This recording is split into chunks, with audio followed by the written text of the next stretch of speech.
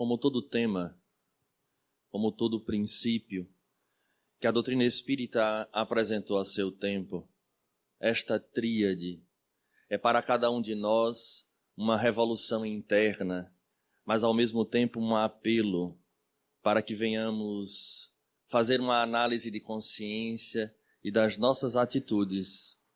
Atitudes estas que se externam através das nossas ações, mas em especial também das nossas atitudes internas.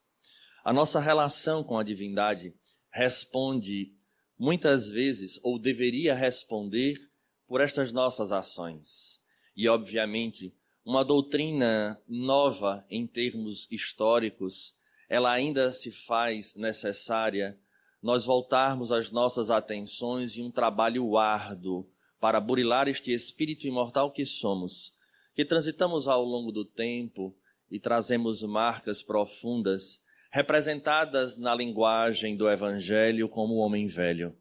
Esse homem velho, ele, de alguma forma, ele nos marca a existência a tal ponto que nem sempre conseguimos vivenciar aquilo que o nosso conteúdo intelectual ele já se nos apresenta. A pergunta inicial, ela, para chegarmos ao ponto de compreender o arrependimento, a expiação e a reparação, é de fato sabermos qual a relação que trazemos com a divindade. Durante muitos séculos, e para muitos dos nossos irmãos ainda que transitam nas experiências das religiões tradicionais, existe obviamente a figura de um Deus que traz ainda um traço no mínimo questionável, que após o fenômeno do desencarne ou do fenômeno biológico, logo natural da morte, os nossos caminhos eles são traçados previamente. Havendo 3 roteiros, básicos, onde todos nós fomos criados, ou até mesmo aqueles que já nasceram em berço espírita têm conhecimento pela questão do próprio convívio, da existência do dito paraíso, do outro extremo que seria o inferno e o meio termo que seria o purgatório, nessa condição de ainda expiar algumas questões, mas que não lhe impediriam dar continuidade. Enquanto na Terra, esse mesmo Deus que define a vida das pessoas após esse fenômeno da morte, iria expressar-se através de bênçãos ou através de determinadas problemáticas que nos chegam, seja uma doença, problemas em questões familiares, além daqueles que nos atingem diretamente desde a própria formação orgânica e que vêm a se expressar naquele momento em que amadurecemos. De tal forma, é como se Deus assinalasse o indivíduo tendo em vista o seu próprio desejo, como se fossem leis arbitrárias e para que se ajustasse ao entendimento da mente, da nossa própria. Nós falamos que é o próprio mistério da divindade que vem se expressando, porque afinal de contas, Ele é essa força que tudo comanda.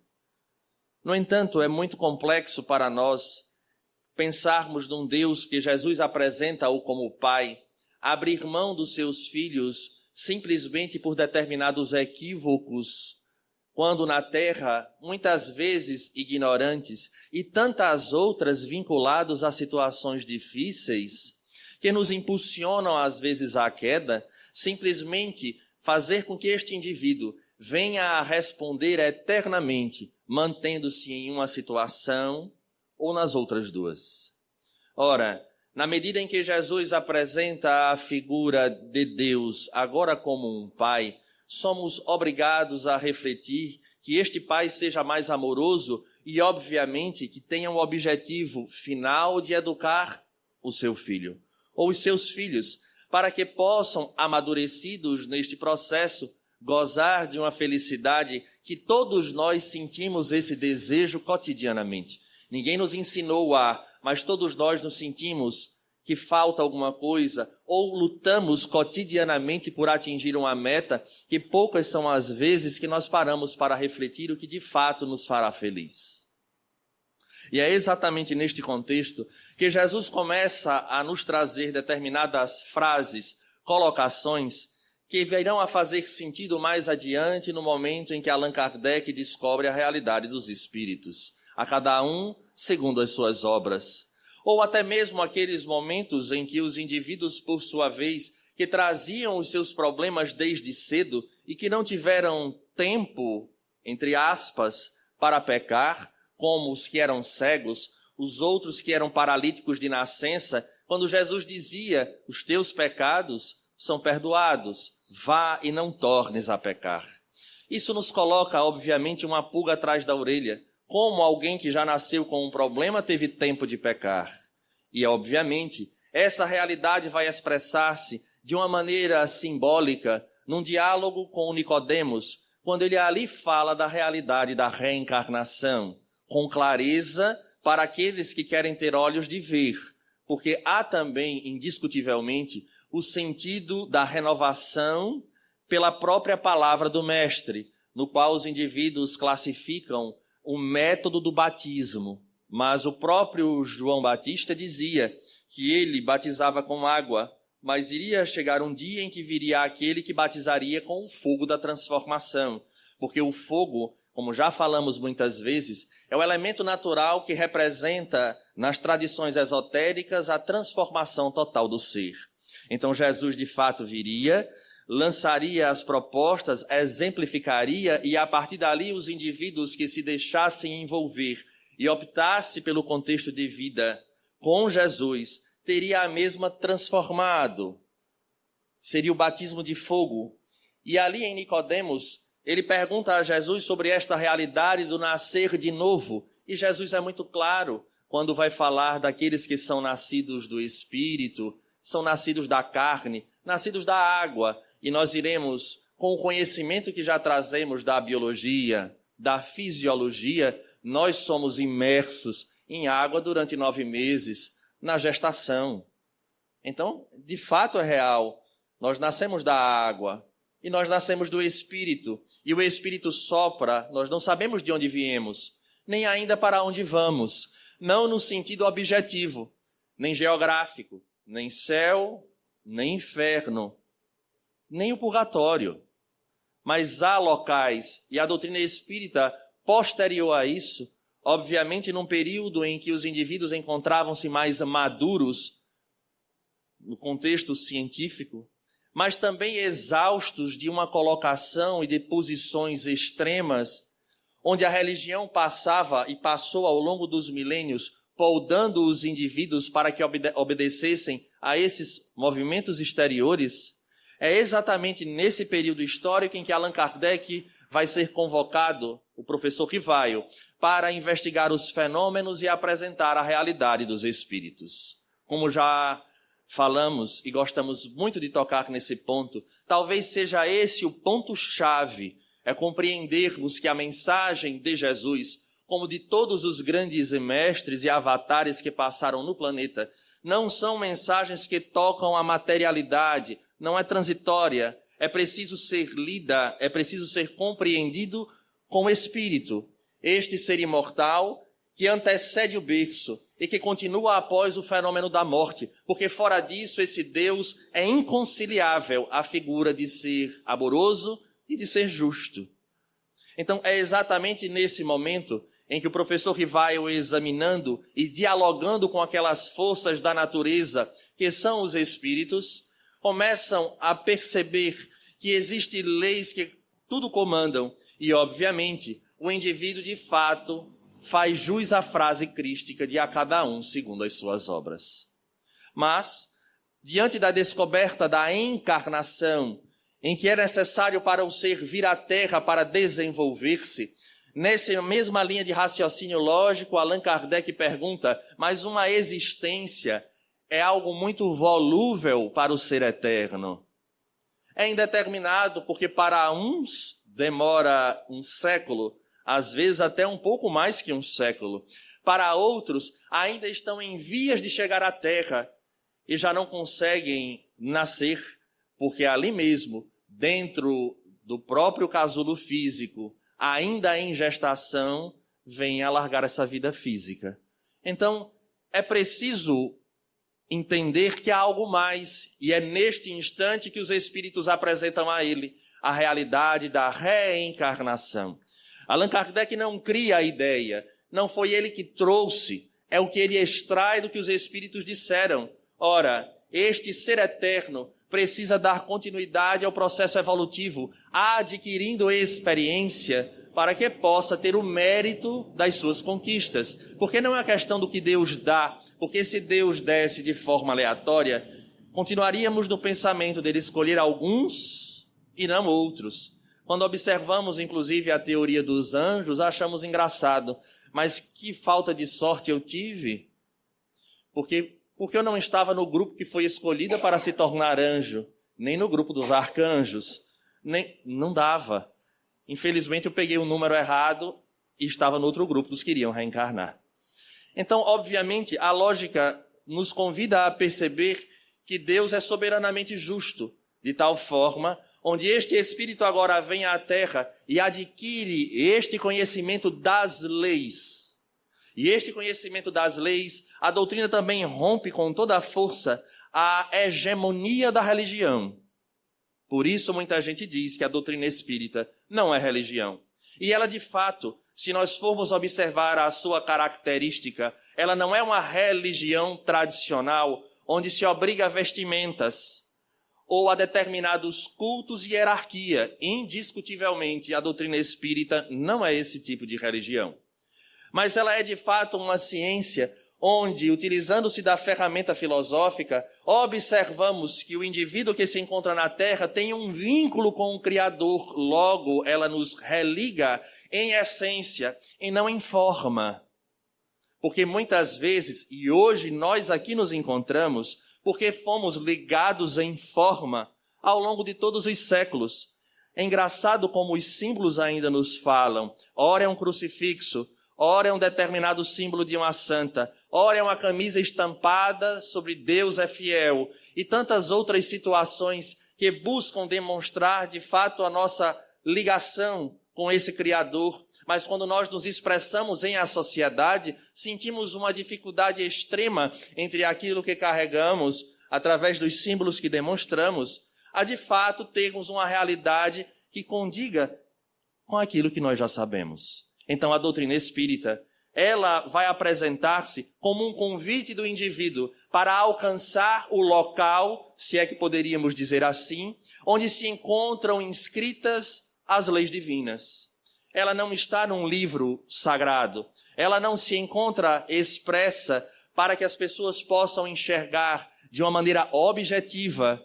Mas os Espíritos respondem a Allan Kardec que, na verdade, essa lei divina encontra-se cravada em todos os seres na consciência.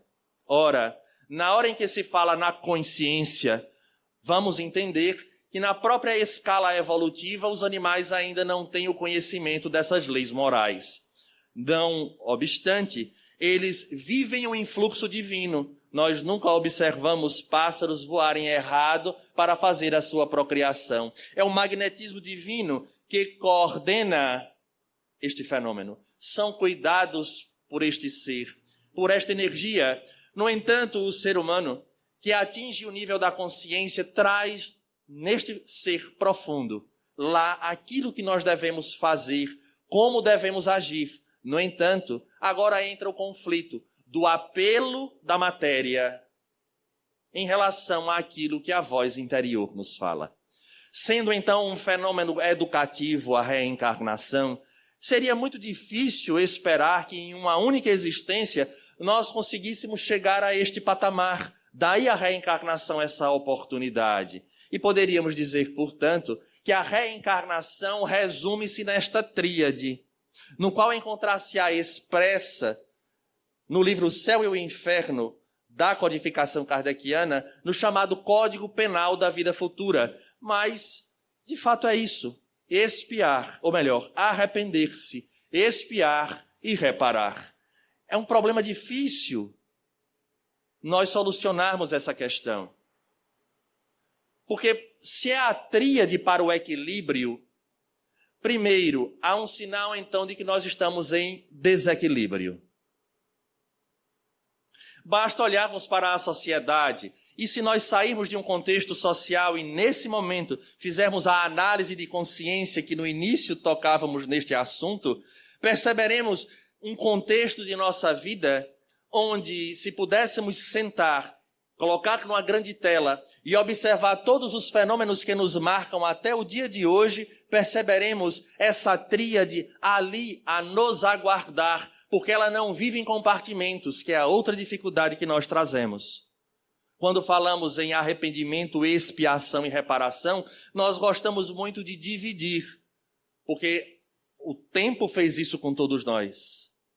Aquele indivíduo que se especializa em determinada coisa, ele é especialista naquilo. Não fale de outra não, que ele não entende. E nós achamos que a vida e a lei divina, ela apresenta essa especificidade, e na verdade não apresenta. Como o próprio organismo, quando nós mexemos no coração, atingimos o pulmão, que por sua vez atinge o rim, e que vai abater-se sobre o fígado, que é uma relação de interdependência. O arrependimento, a expiação e a reparação, ela acontece quase que de forma simultânea. A grande questão é termos aquilo que Jesus um dia nos falou: olhos de ver e ouvidos de ouvir. Porque é difícil arrepender-se daquilo que não se tem consciência que se faz.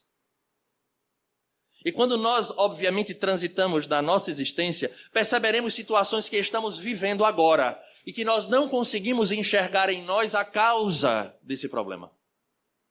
Como me arrepender então? Aí é onde entra a doutrina espírita, que vai nos falar das causas atuais e das causas passadas das aflições. Porque não é necessário que eu lembre, mas obrigatoriamente, se eu acredito em Deus, no contexto de ser um pai amoroso e bom, eu preciso chegar a esse processo de fazer uma análise de que eu estou expiando, porque há de fato uma causa. Eu me equivoquei. Se não hoje, ontem. Há um tempo atrás, víamos o mentor da casa fazendo uma análise sobre determinado problema de uma pessoa.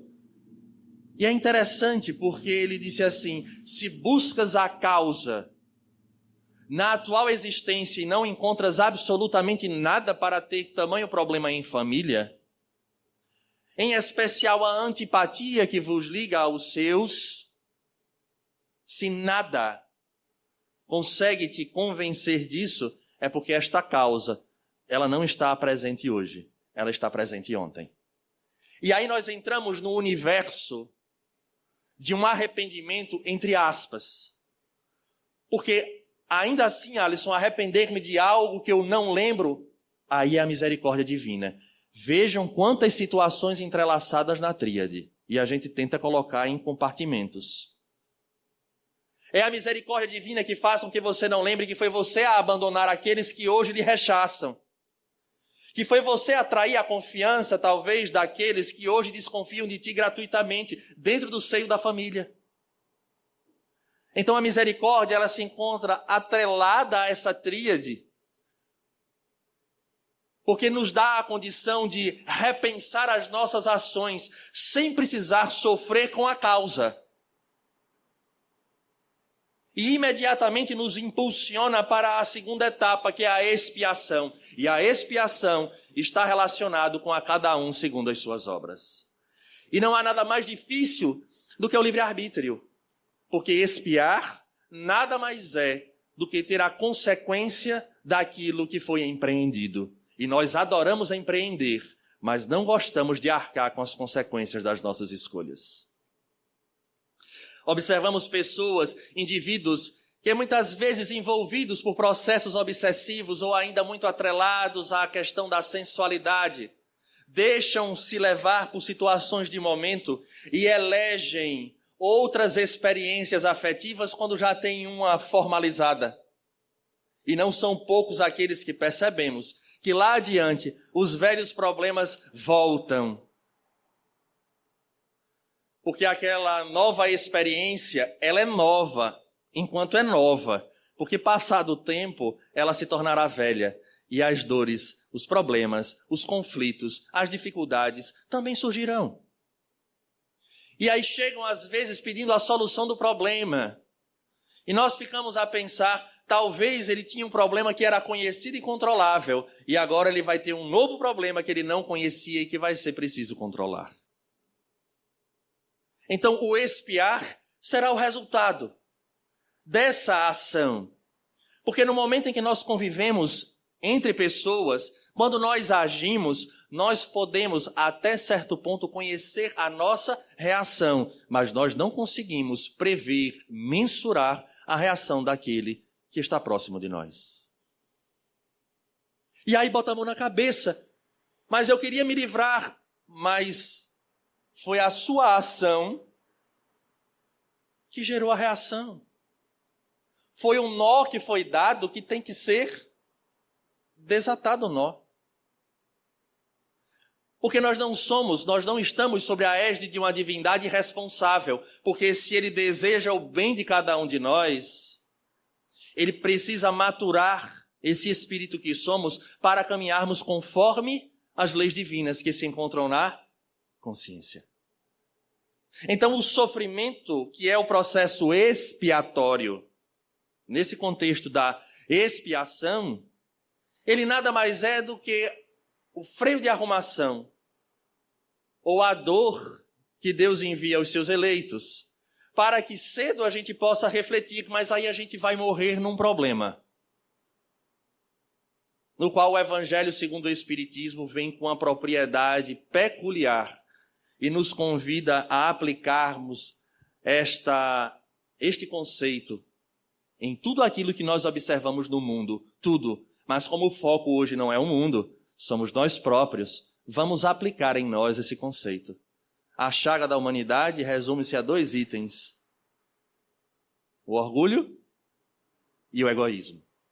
E as nossas defesas psicológicas são tão extraordinárias, porque esse eu profundo, esse eu divino que quer emergir, ele vai gerar muitas conturbações para o eu superficial da persona. Muitas conturbações. Porque nem tudo que o mundo aplaude é aquilo que a lei divina que está na consciência aponta. Então, nós criamos conceitos ou rótulos do que é orgulho e do que é egoísmo. Se fizéssemos talvez uma enquete aqui, do que é orgulho, do que é egoísmo, seria interessante, porque provavelmente nós daríamos exemplos de pessoas que parecem ser orgulhosas, de pessoas que são egoístas, que querem tudo para si. Mas esse conceito, segundo a doutrina espírita, ele se torna muito mais profundo, de tal forma que eu ouso dizer que todos nós que aqui nos encontramos temos muito de orgulho e temos muito de egoísmo. Porque, como sempre, nós enxergamos esses conceitos relacionados à nossa vida de cotidiano. Mas lembremos que nós havíamos dito que a mensagem de Jesus, dos Espíritos, dos luminares da humanidade, elas não falam ao homem nesse contexto dia a dia, não. Falam ao Espírito. Se falam ao Espírito, é atemporal. Alisson, o que você quer dizer com isso? Quero dizer que a oração do Pai Nosso, ela é de fato um norte para que venhamos a aprofundar no orgulho, no egoísmo, para ver até que ponto o processo expiatório ainda não é aproveitado por nós da maneira que deveria. O Pai Nosso Pai Nosso. Que seja feita a vossa vontade. Criamos o problema. Aí se encontra. Aí está o problema para vivermos o arrependimento, a expiação e a reparação. Tudo se resume aí. Ser dócil à vontade do Pai. E aí as pessoas dizem, mas e qual é a vontade do Pai? Ora, Jesus dizia, eu e o Pai somos um. Mas não era na questão da unidade do ser, que transforma-se no mistério da religião depois, da tríade. Não, não é. É uno, porque ele vivia conforme a lei, e Deus expressa-se através da sua lei. É aí onde mora a nossa dificuldade desse fenômeno da expiação, porque o arrependimento, repetimos, ele está atrelado ao passado, no fenômeno da expiação, porque não sabemos o que aconteceu, porque é a misericórdia, mas há momentos em que nós também nos arrependemos de coisas que fizemos agora, nessa atual existência. E está atrelado ao orgulho e ao egoísmo. Não é a tríade para o equilíbrio? O que é que nos desequilibra? Tudo aquilo que fere essa lei que se encontra na consciência, ela gera desequilíbrio. Quem de nós aqui não tem culpa ou não sente culpa?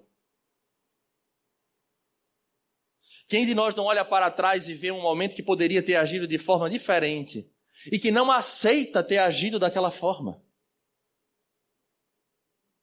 Quando nós olhamos para as nossas relações dentro dos lares, dentro da casa espírita e de tantas outras situações, a gente tem uma dificuldade extrema. Porque por mais que nos coloquemos na figura de sermos filhos do Altíssimo, irmãos mais novos de Jesus, o nosso orgulho, ele apresenta-se no momento em que eu quero manipular a lei a meu favor. Assim como o egoísmo. O egoísmo é a minha moda, é a moda do ego, é do que eu quero que seja certo.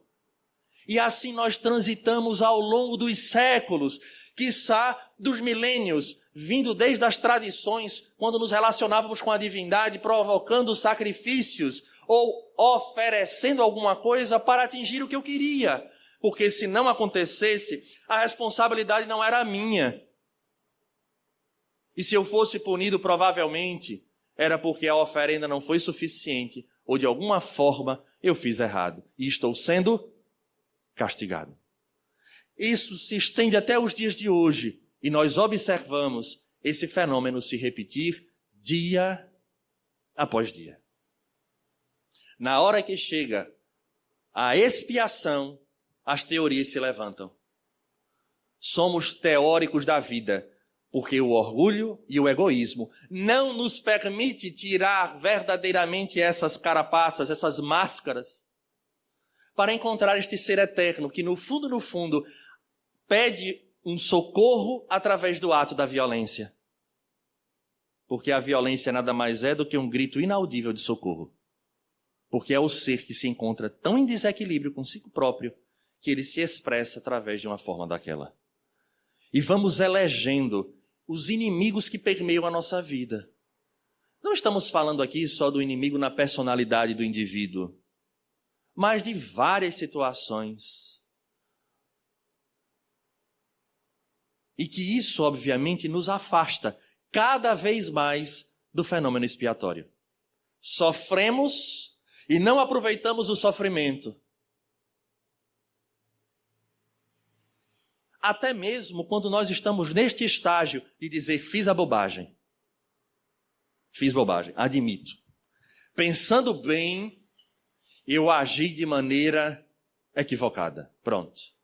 Vamos observar os mecanismos que nós utilizamos para não admitir isso para a pessoa onde nós nos equivocamos. Ainda bem que essas coisas nem acontecem nas relações entre casais, nem em família. Ainda bem, porque se acontecesse, aí é o exercício da tolerância, né? Que o outro tem. Até o dia em que o outro não aguenta e diz, você nunca pede desculpa pelo que você faz de errado.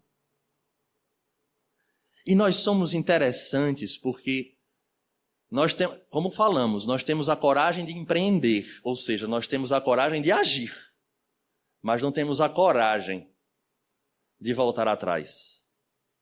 Eu lembro de uma frase que li, eu não sei se foi, acho que foi um filme, um dos filmes que fala sobre Jesus, e ele diz, você é forte o suficiente para reagir, para agredir, mas você não é forte o suficiente para amar. Profundo. Forte o suficiente para amar. E é exatamente isso. Nós vamos criando os nossos mecanismos de fuga. Você faz uma bobagem, você vai chegar em casa com a flor. Isso estou falando para os homens, né? Uns chegam com a viagem, uns chegam com, né, um anel de diamante. Outros vão, e assim a gente vai, mas não pede desculpa. É só uma forma de você ir pela beirada. Isso é uma defesa psicológica nossa. Para evitar aquele momento doloroso, porque agora não é só a ação da pessoa que está me gerando o problema. O que me gera o problema, e aí é o que nós gostaríamos de dizer, e que isso é um excelente sinal. A pérola, não estou dizendo que não dê, quem puder dê, é ótimo, né? Mas eu estou falando da questão dessa tomada de consciência. O fenômeno expiatório, ele tem esta finalidade. Porque isso significa dizer que a dor despertou. Porque nós nos equivocamos em tantas outras áreas e nem sequer percebemos que ferimos, magoamos. Não se busca uva nas sarças, nem nos espinheiros. Em outras palavras, as pessoas só dão aquilo que tem. Então o fenômeno expiatório é o fenômeno pelo qual a dor me impulsiona a perceber a origem, não mais agora naquele outro, mas fazer uma análise sobre mim mesmo, eu próprio. E a partir dali esta dor começa, e aí a gente vai entrar numa grande problemática que precisa ser imediatamente solucionada. A humildade que vem para tentar ser a chave do grande problema da humanidade, do orgulho e do egoísmo. Mas mais uma vez a gente rotulou a humildade e colocou ela em formas de vestimenta, na forma de se falar e de se posicionar, onde o indivíduo tem que baixar a cabeça para tudo e falar manso. Isso não é humildade. Nunca foi. Porque se Jesus é o guia e modelo, é Ele que se apresenta para nós como sendo a nossa meta, nós não encontramos esse tipo de relato em o Evangelho. E aí observamos pessoas com baixa autoestima em nome de uma falsa humildade. A humildade também não está aí. Ela transcende os rótulos e adentra o ser espiritual. O que seria a humildade? A capacidade do indivíduo de fato notar, perceber-se na condição que verdadeiramente ele está. E dizer, de fato, eu tenho essa tendência. Mas é doloroso. Porque existe em nós aquele elemento desenhado nos filmes da Walt Disney, em especial em Donald, a figura do patinho vestido de diabo com tridente. E diz, não é assim não. O erro foi dele mesmo. E aí aparece o anjinho do outro lado e diz, olha, repensa. Alguém assistia Donald? Eu falei, vocês ficaram assim com a cara que parece que eu estava falando coisa de outro mundo. Né? Não façam isso comigo. Agora eu achei que, né? Não que eu assistia, eu vejo, né, nesses... Me entreguei, né, Bel? No YouTube, exatamente. Por que isso? Porque nós não conseguimos lidar com a culpa. Não lidar com a culpa é característica ímpar. Nós falamos na área de saúde, patognomônica, é um sinal clássico do orgulhoso e do egoísta. Aí é onde está o orgulho. Não é a roupa, não é a forma com que eu falo, não é aquilo que me apresenta em bens materiais. Nada disso tem a ver com orgulho. Nada disso. Nem muito menos com egoísmo. Mas na medida em que, neste processo expiatório, eu percebo a culpa, eu percebo a minha consciência despertar e dizer, está equivocado. Isso é um excelente sinal, porque é sinal de que o indivíduo está despertando. Como Paulo diz aos Romanos, desperta, tu que dormes, e levanta-te entre os mortos. Porque não eram mortos de corpo, eram mortos porque não tinham sensibilidade. E aí a gente passa a ter sensibilidade e dizer, meu Deus, eu feri, eu magoei, eu errei, E aí a gente vai entrar neste desafio agora. O que fazer? Há indivíduos que choram amargamente, porque deveriam ter agido de uma forma e não agiram. Lembro-me, em especial, de Emmanuel, no livro Há 2000 anos, quando ele se depara frente a frente com Jesus e Jesus diz: aproveita agora e este momento para ti, para que não venhas a chorar amanhã. É esse o recado que a doutrina espírita nos está dando hoje, que nos dá há tanto tempo. Não chore nem perca tempo com justificativas, porque foi exatamente a culpa, sem compreender a mensagem renovadora do Evangelho, que levou Judas Iscariotes ao suicídio. O peso foi muito grande. E nós muitas vezes não nos matamos objetivamente, mas vamos nos afundando em processos de depressão, de ansiedade, de melancolia, em nome de uma culpa, porque fulano me largou, ou ela me largou, ou porque eu deveria ter agido assim ou assado. Alto lá!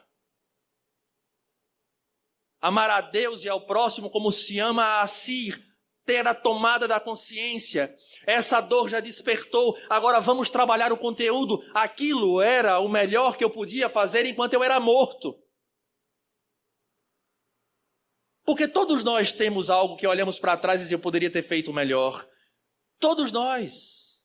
Mas olhar para trás e se agarrar a este passado é exatamente a marca máxima que trazemos, que somos orgulhosos, porque não queremos aceitar que erramos. Queremos ser mestres, quando Jesus diz: aprendei comigo, somos aprendizes. Erraremos, como estamos errando ao longo do tempo. Nenhum de nós escapa à lei. E a lei nos impulsiona a isso. A doutrina espírita, ela tem essa característica de esclarecer para que o indivíduo não alegue ignorância. Portanto, vamos suspender as nossas lágrimas. O que não significa dizer que eu não tenha consciência dos equívocos.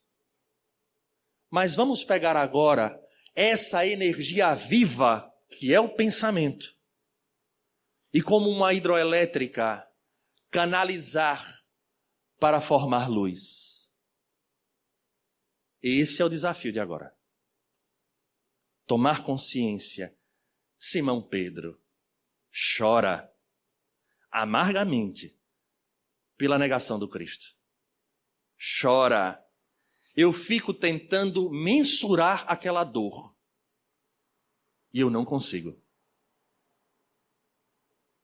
O doce Cabi que abraçou, que trilhou as estradas, governador do planeta, onde produziu prodígios na frente de todas as pessoas, onde comia na mesa de Simão Pedro com a sua família. E ele deu as costas a Jesus.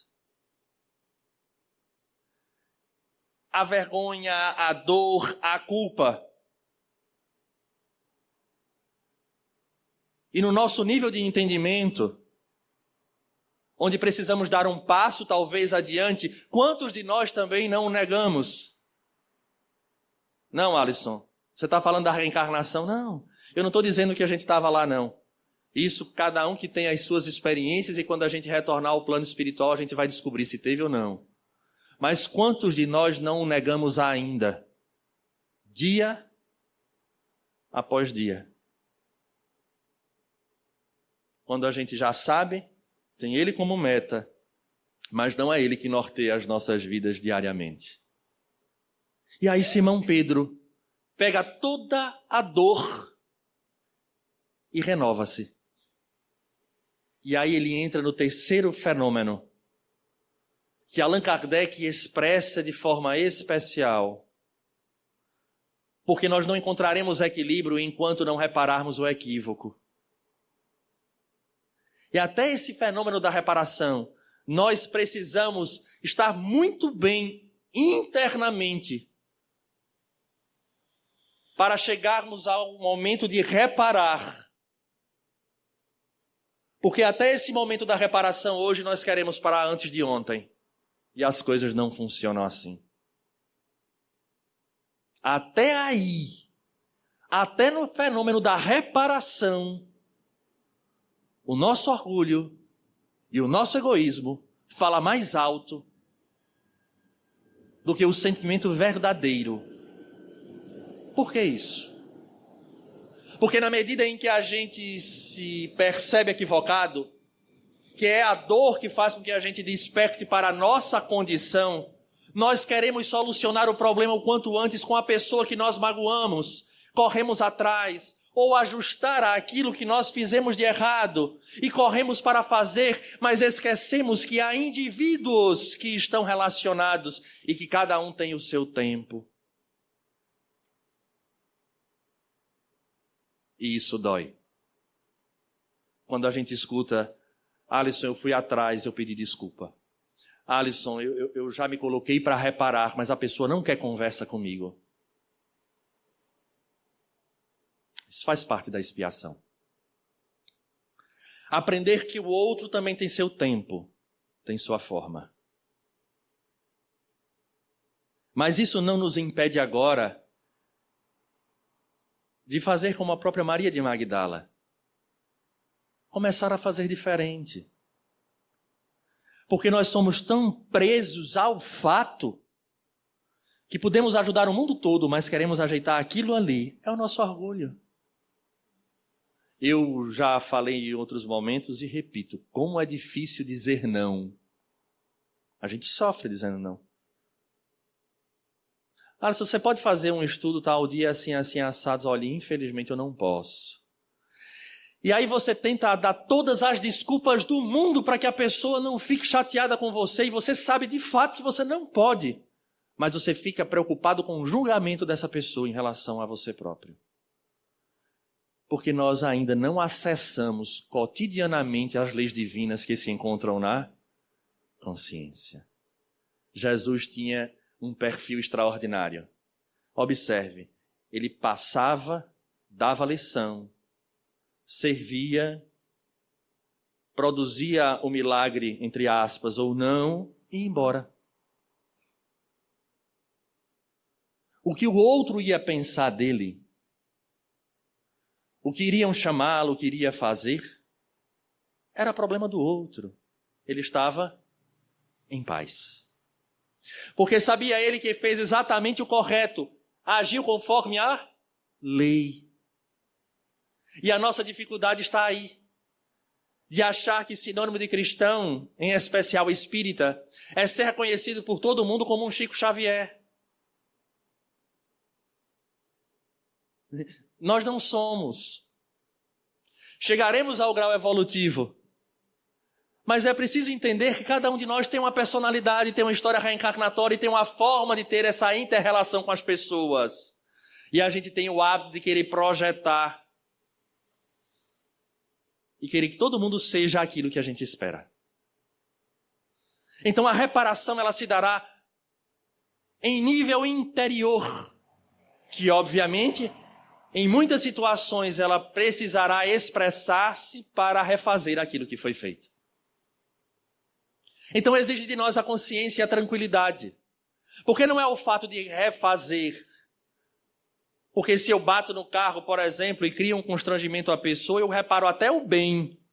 Mas a emoção que a pessoa teve, o susto que ela teve, a descarga de adrenalina que ela teve, eu não consigo reparar assim. E aí, nós continuaremos devendo? E a doutrina então espírita nos fala, nós não devemos a pessoa,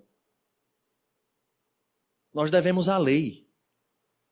Porque é ela, entre aspas agora, que nos cobra. Por que nos cobra, Alisson? Porque existe um código divino que está inscrito na consciência. E como estamos tentando, toda vez que falamos, focar as nossas atenções no espírito imortal, devemos lembrar que será exatamente esta consciência que se entorpece com a sua vivência na matéria, irá expressar-se na máxima intensidade quando nós largarmos o corpo. E o que essa consciência dirá para nós? Talvez estejamos no inferno, não geográfico, mas no inferno da consciência, que irá nos torturar, onde nos envergonharemos de muitas situações do lado de lá. Por isso Jesus disse, antes de colocar a oferenda, volta, reconcilia-te com teu irmão. Porque não era um benefício para aquele momento, era o benefício para o que ia acontecer no retorno. André Luiz em Nosso Lar fala isso, quando ele encontra, se não me falha a memória, seu Silveira, que fora um homem que alugara uma casa do seu pai e que havia perdido o emprego e que pediu para o pai do André Luiz esperar um pouco mais para que ele pudesse pagar o aluguel que estava atrasado. Havia vendido inclusive o piano da sua filha, que era algo que foi conquistado com muito sacrifício para poder pagar o aluguel. E o pai de André Luiz, obviamente observando só os nossos contextos de bem da matéria, porque o dinheiro é que é importante, discute com a sua esposa, a mãe do André, e André vai em favor do pai, porque de fato deveria expulsar aquele homem que não paga e nem cumpre com as suas obrigações. André Luiz desencarna. 6 anos ou 7? 6 ou 7 de umbral, das regiões sofredoras. É resgatado a seu tempo. E quando inicia os seus trabalhos na Câmara Retificadora, certo dia chega para receber aqueles indivíduos que já vinham trabalhar na terra em nome de Jesus e percebe entre o grupo seu Silveira. E ele imediatamente foge da presença, solicitando a ajuda de uma outra pessoa para dizer: e agora o que é que eu faço? Porque eu, juntamente com meu pai, ajudei a colocá-lo para fora. E se não me falha a memória, seria Nemésia, e se não for é outro personagem, diz a ele: nada encontra-se desorganizado. Aproveite a oportunidade que Jesus está te dando de agora, frente a frente, com aquele que você prejudicou, você pedir desculpa. Não é para ele, é para você. E ele volta, trazendo 1 tonelada em cada perna. 1 tonelada espiritual, né? Porque ele estava em espírito. Então, 1 tonelada espiritual ali em cada perna. Seu Silveira: oi, André. Como vai você? Como está seu pai? Seu Silveira, eu gostaria de lhe pedir desculpa, perdão pelo que aconteceu. André, deixa isso para lá.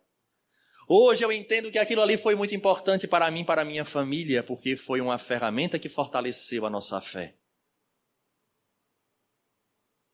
Entre aspas, seu Silveira foi a vítima. Era um processo expiatório que ele soube passar. Mas a carga do ato equivocado ficou com André Luiz. E que a consciência pediu reparação.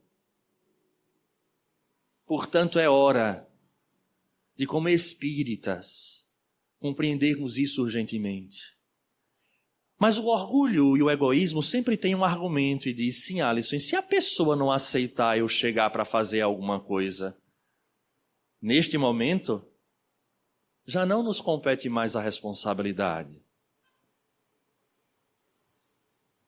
Nós fazemos a nossa parte. Se o outro agora não quer perdoar, o problema é dele. É a sua condição no momento. Como nós estávamos há um tempo atrás. Então, esta tríade, o arrependimento, a expiação e a reparação, é a única que nos colocará num estado de equilíbrio tal para que possamos viver a nossa vida encarnada e, em especial, de desencarnado. Porque a reencarnação só acontece, e agora não vai aqui nenhum estudo profundo da reencarnação, de mecanismos, mas ela acontece pela misericórdia divina, para que a falta de reparação não nos torne loucos na espiritualidade. Porque somos nós que solicitamos para voltar. Somos nós que solicitamos para vir no núcleo familiar que nos encontramos. Somos nós que solicitamos para viver nos grupos que vivemos. Porque a nossa consciência frequentemente nos fala, mesmo que de forma subreptícia, sobre esses equívocos do ontem. É preciso então ter olhos de ver, ouvidos de ouvir. E aproveitar a reencarnação no máximo que ela pode dar. Obviamente, estamos falando pela ótica do espírito imortal. Se tivermos que nos arrepender, vamos nos arrepender. Vamos entrar em contato com este ser, que isso é o sinal da consciência despertando e dizendo que nos equivocamos. Quando sentirmos o aguilhão da culpa, não nos entreguemos ao orgulho, nem ao egoísmo, simplesmente fazendo de conta que ela não existe ou se desesperando e chorando lágrimas, litros, porque eu fiz. Agora o que eu fiz, o que devo fazer? Como Paulo, no momento em que ele fez o que fez. É uma atitude extraordinária, talvez o grande exemplo para cada um de nós. Muitos chegaram a matar em nome de Paulo por conta da perseguição. Então foi responsabilidade dele por tabela. E no momento em que Jesus apresenta-se para ele, ele chora, fica cego. Mas é engraçado que ele não se acovarda, nem passa o resto da vida em cima da cama depressivo. O que queres que eu faça? Está aí o grande exemplo para nós. Que possamos fazer a análise e dentro desta tríade, que venhamos a entender que já estamos na reparação. Sim, já estamos. Simultaneamente na expiação. E ainda aguardando para frente alguns arrependimentos. Mas que tenhamos a dignidade, a coragem, a fé, de olharmos para o alto e perguntarmos: Senhor, o que queres que eu faça? E a partir dali, reconduzir, reescrever, refazer a nossa história. A todos, um grande abraço, votos sinceros de saúde e paz.